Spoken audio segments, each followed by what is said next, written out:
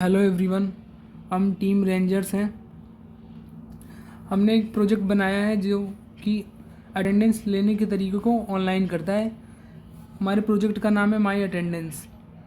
क्योंकि जो अटेंडेंस लेने का ट्रेडिशनल तरीका होता है उसमें ह्यूमन एरर होने के बहुत सारे चांसेस रहते हैं और ये बहुत ज़्यादा टाइम कंज्यूमिंग होता है।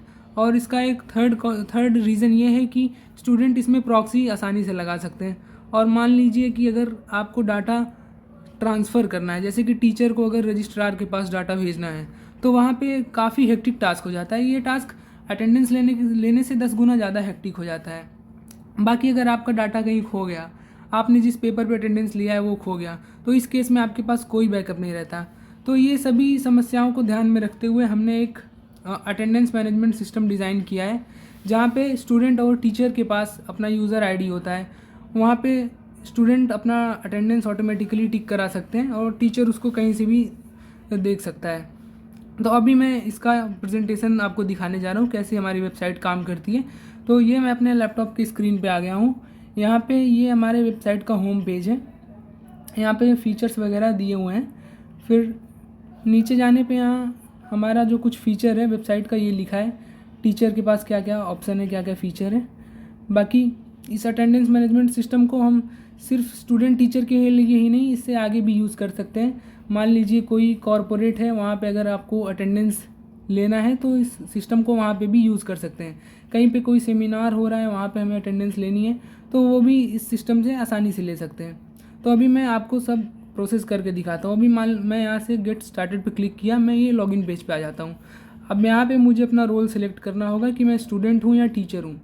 तो अभी के लिए मैं टीचर का रोल लेके लॉगिन करता हूँ।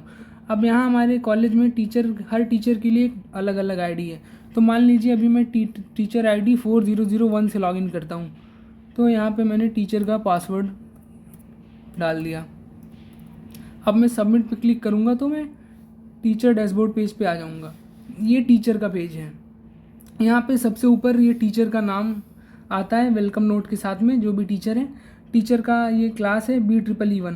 हम यहाँ से अलग अलग क्लासेस में जा सकते हैं, जितने भी क्लासेस में वो टीचर पढ़ा रहा है वहाँ का स्टूडेंट का अटेंडेंस डाटा देख सकते हैं। तो अभी मान लीजिए मैं क्लास A7 में जाता हूँ। यहाँ पे ये बच्चों का का अटेंडेंस डाटा आ गया है अभी तक का। आज 13 तारीख है, तो अभी कोई भी अटेंडेंस मार्क नहीं हुई, तो सब एब्सेंट है। अब यहाँ पे ये हर एक स्टूडेंट का यहाँ पे डाटा दिख रहा है। टोटल क्लासेस 19 है और इस स्टूडेंट ने 12 क्लासेस अटेंड की हैं, इसने 15 अटेंड की हैं, तो इसी हिसाब से आ रहा है। जिसका भी अटेंडेंस 50% से लेस होता है तो वहाँ पे ये रेड कलर में शो होता है। जिसका 75 से कम है उसके लिए येलो बैंड दिखा है, और जिसका 75 से ऊपर है उसके लिए ग्रीन बैंड। फिर इसके अलावा अगर टीचर नीचे जाएगा तो उसको स्टैटिस्टिक्स दिखेंगे हर एक क्लास के। जैसे कि इस क्लास में आप देख सकते हैं कि ये आज की डेट है और ये आज की अटेंडेंस है, कितने बच्चों ने अटेंडेंस मार्क की है किस दिन। जैसे यहाँ पे मैं देख सकता हूँ कि 2 तारीख को सबसे कम बच्चों ने अटेंडेंस लगाई है, और यहाँ पे 28 तारीख को सबसे ज़्यादा बच्चों ने अटेंडेंस लगाई है। तो ऐसे एक ओवरव्यू मिल सकता है कि क्लास किस दिन हो रही है, किस दिन नहीं हो रही है, बंक हो रही है। फिर यहाँ पे ये QR कोड है, जिसको स्टूडेंट अगर स्कैन करेगा तो अटेंडेंस लग जाएगी। अब मैं अपने फ़ोन पे आता हूँ, स्क्रीन पे वेबसाइट मैंने खोल ली है। अब यहाँ पे मैं अपनी ये यूज़र को स्टूडेंट सेलेक्ट करता हूँ, और मैं मान लीजिए स्टूडेंट नंबर 1 होके लॉगिन करता हूँ। ये मैंने डाल दिया 1001। फिर ये मैंने डाल दिया पासवर्ड। अब मैं सबमिट पे क्लिक करूँगा तो मैं ये स्टूडेंट डैशबोर्ड पेज पे आ जाऊँगा। अब यहाँ पे मेरे पास ऑप्शन है अटेंडेंस लगाने का, तो ये खोलते ही स्कैन हो गया, तो ये अटेंडेंस मेरी पंच हो गई है।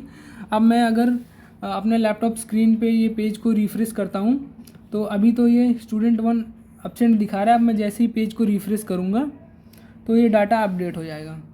अभी मैंने पेज को रिफ़्रेश किया और ये जो स्टूडेंट 1 है ये आज 13 तारीख में ये प्रेजेंट हो गया है।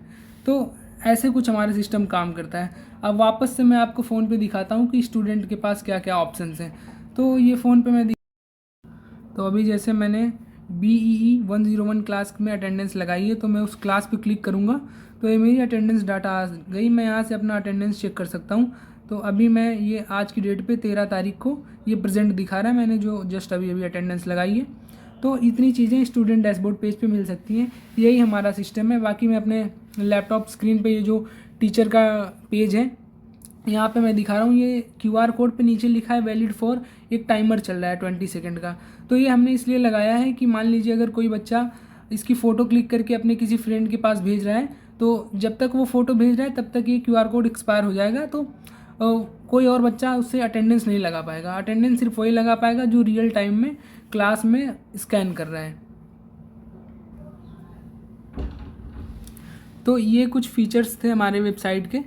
तो अभी मैं एक बार फिर से बता देता हूँ कि ये हमने जो वेबसाइट बनाई है ये काफ़ी एक्यूरेट डेटा को ट्रांसफ़र करता है और ये रिलायबल है हर वर्किंग कंडीशन में।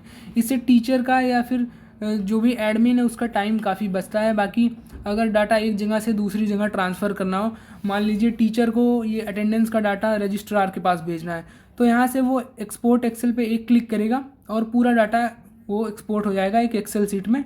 वहाँ से वो जिसके पास भी भेजना है वहाँ पे भेज सकता है।